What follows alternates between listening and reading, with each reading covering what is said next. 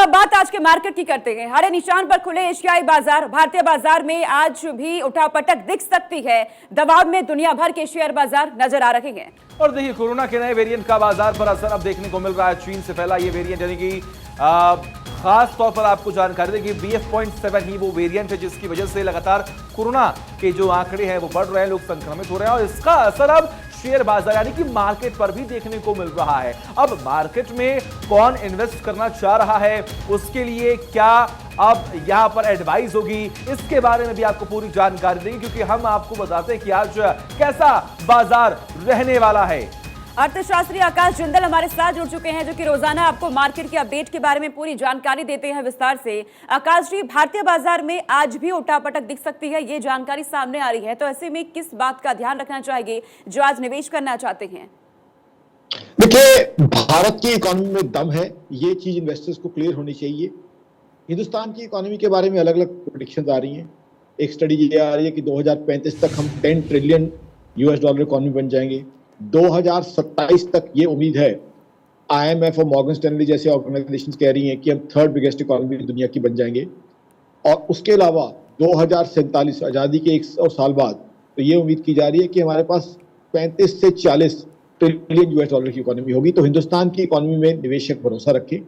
Global markets में impact है corona के नए वेरिएंट का, दिक्कतें हैं, तकलीफ है, रिसेशन भी ग्लोबल मार्केट्स में दिख रहा है कहीं ना कहीं, और हिंदुस्तान का बजट भी कुछ ही दिनों बाद आने वाला है, उसका इम्पैक्ट भी पड़ सकता है।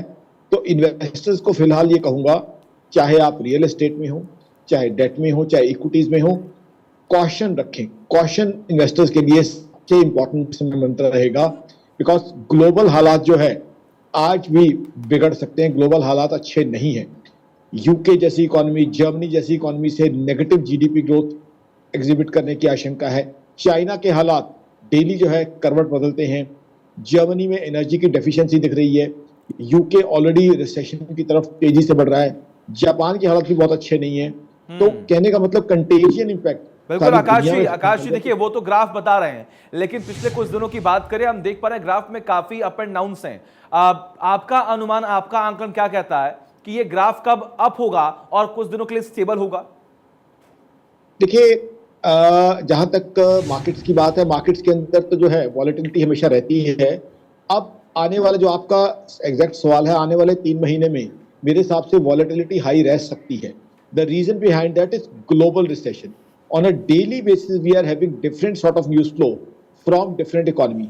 China 2 days ago the information was that China is opening now, but as of now the information is that the new corona variant is spreading problems in China.